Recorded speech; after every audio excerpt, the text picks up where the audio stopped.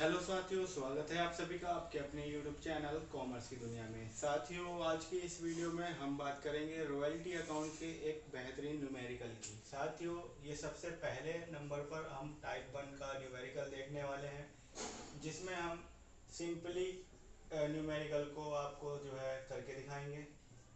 Simply numerical से मतलब है जहाँ पर क्वेश्चन को बहुत ज़्यादा जटिल नहीं बनाया गया है। और बेसिकली क्या है, स्टार्टिंग में हम ऐसे इजी क्वेश्चंस को अगर हम करते हैं तो उससे हमारा जो है मनोबल भी बढ़ता है, साथ ही साथ हम अपनी कॉन्सेप्ट को बढ़िया से क्लियर कर लेते हैं। तो बोर्ड पर आप देखिएगा क्वेश्चन क्वेश्चन को आप एक जगह नोट भी कर सकते हैं या फिर इसका जो है स्क्रीनशॉट खींच सकते हैं। इसके बाद हम करेंगे क्वेश्चन को। कंपनी ने 1 जनवरी 2009 को एक खान 4 वर्ष के लिए पट्टे पर ली है और इसका न्यूनतम किराया 10,000 रुपये है प्रति वार्षिक, तथा अधिकार शुल्क निकाले हुए कोयले पर 50 पैसा प्रति टन है। तो जो यहाँ रॉयल्टी दी गई है वो 50 पैसा पर टन है। इसके बाद यहाँ पर कॉन्ट्रैक्ट हुआ है कि यदि किसी वर्ष में देय न्यूनतम किराया यानी कि जो मिनिमम रेंट है वास्तविक अधिकार शुल्क से अधिक होगा, यानी कि आपका जो कार्य है, रॉयल्टी जो आपकी निकल रही है वो कम है मिनिमम रेंट से। यानी कि सीधा सीधा मतलब है कि अगर आप किसी भी वर्ष शॉर्ट वर्किंग करते हैं, लघु कार्य करते हैं, तो इसे आप अगले वर्ष जो है, आने वाले वर्ष में पूरा कर सकते हैं साथियों। और यहाँ पर कुछ आउटपुट दी हैं कि कोयला निम्नानुसार निकाला गया है। जैसे वर्ष 2009 में 2000 टन निकाला गया, 2010 में 12,000 टन निकाला गया, वर्ष 2011 में 24,000 टन कोयला निकाला गया और वर्ष 2012 में 30,000 टन कोयला निकाला गया है। साथियों, सबसे पहले हम क्या करेंगे, एनालिटिकल टेबल बनाएंगे। आज हम केवल आपके लिए एनालिटिकल टेबल बनाना सिखा रहे हैं कि आपको एनालिटिकल टेबल बनानी आनी चाहिए। फिर उसके बाद वन बाय वन करके हम क्रम से इसमें अकाउंट्स बनाना सीखेंगे। तो एनालिटिकल टेबल में सबसे पहला कॉलम होगा ईयर का, दूसरा होगा साथियों आउटपुट का, तीसरा होगा रॉयल्टी का, चौथे नंबर पर जो कॉलम रहेगा वो होगा मिनिमम रेंट का। मिनिमम रेंट के बाद जो आपका कॉलम रहेगा साथियों वो रहेगा शॉर्ट वर्किंग का। और आपको हमने इससे पहली वीडियो में बताया था इन सभी टर्म्स के विषय में। और इस वीडियो में भी हम आपको थोड़ा बता देंगे कि ये क्या क्या टर्म है। और इस क्वेश्चन को जब आप करेंगे तो ये सारी टर्म आपको आसानी से समझ में स्वयं ही आ जाएंगी। इसके बाद शॉर्ट वर्किंग रिक्यूब या फिर इसको SWR शॉर्ट फॉर्म में लिख देते हैं, बट अभी नया नया है तो आज चलिए इसको पूरा लिखते हैं, शॉर्ट वर्किंग रिक्यूब्ड। शॉर्ट वर्किंग रिक्यूब क्या है ये भी हमने आपको बताई।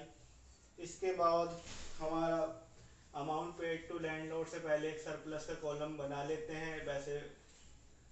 इसके बाद है अमाउंट पेड टू लैंडलॉर्ड,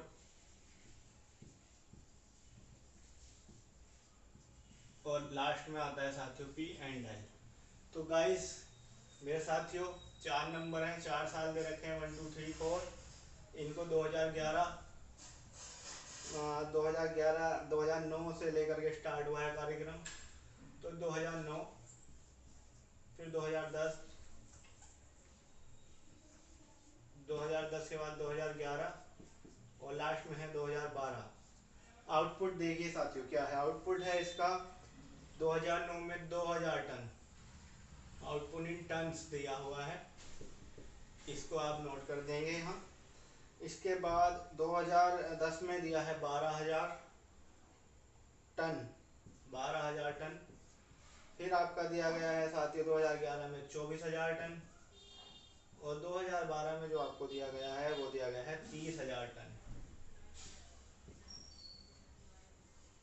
ठीक है, इतना हमने नोट कर लिया।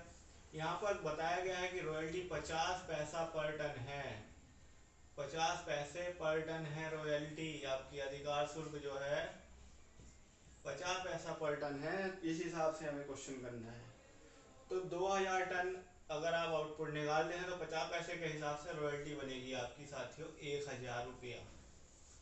12,000 टन पर 50 पैसे के हिसाब से आपकी सीधी सीधी बात है 6,000। कैसे निकाल लें चलिए देखिए, वर्किंग नोट में आपके लिए कर दे रहा हूँ, इससे आप निकालेंगे। तो 2000 मल्टीप्लाई 0.50 और 50 पैसे के लिए आपको रिमूव करने के लिए पॉइंट हटाना पड़ेगा 2 जीरो लगा करके।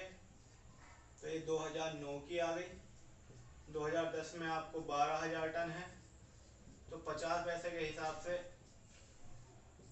यहाँ पर 12×5 = 6,000 रुपये आ गया। और सीधी सी कहानी ये है आपकी कि जब 50 पैसे पर टन रॉयल्टी है तो आपको आउटपुट का आधा कर देना है, ये आपको समझ लेना है, ज़्यादा दिमाग लगाने की आवश्यकता है नहीं। ठीक है साथियों, ये वर्किंग नोट भी आप कर सकते हैं।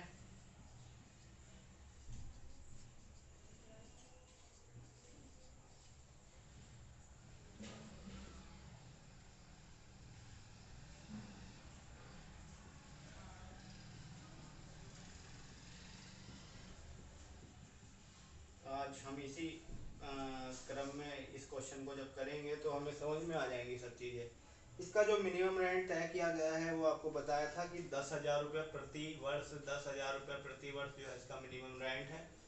तो आप 10,000 रुपये प्रति वर्ष जो है 4 वर्षों में लिख देंगे। और जो आपकी रॉयल्टी निकल कर आई है 50 पैसे पर टन के हिसाब से, वो आप यहाँ पर लिखेंगे। अब आपको समझने की आवश्यकता है, देखिएगा, आपने 1,000 रुपये का काम किया है, ऐसा मान के चलिए। रॉयल्टी का मतलब होता है जो आपने काम किया है, मिनिमम रेंट जो आपको देना है 10,000 आपको देना है। आपने केवल 1,000 रुपये का काम किया तो आपने 9,000 रुपये का वर्क शॉर्ट कर लिया। 6,000 रुपये का केवल आपसे काम हो पा रहा है, 6,000 रुपये का कोयला आपने निकाल पाए हैं और आपको देने हैं 10,000, यानी कि 4,000 का शॉर्ट वर्क हो गया।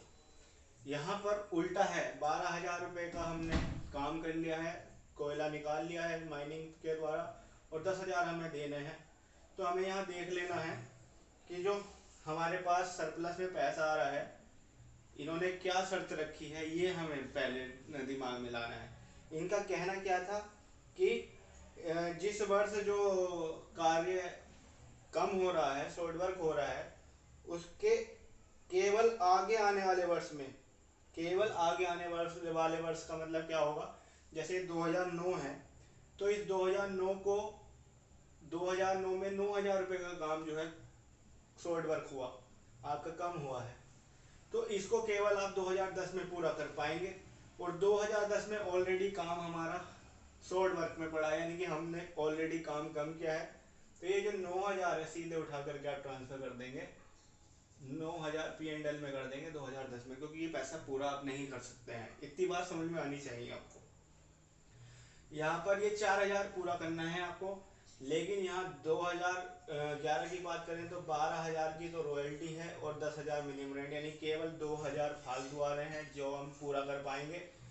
4,000 का काम करना है लेकिन हो पाया है 2,000 का, तो 2,000 का अभी भी बच गया, ये P&L में यानी कि लॉस में चला गया साथियों। इसके बाद अगले वर्ष जो है हमें देखना है, यहाँ पर 30,000 का हमने आउटपुट निकाला जिसपे हमें रॉयल्टी मिली 15,000 की, और काम हमें मिनिमम रेंट जो चुकाना है 10,000 का।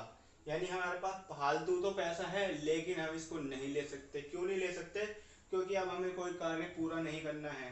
तो रॉयल्टी अकाउंट बनाते समय ये भी आपको समझने की ज़रूरत है कि आप केवल और केवल अपना जो शॉर्ट वर्क है उसे पूरा कर सकते हैं।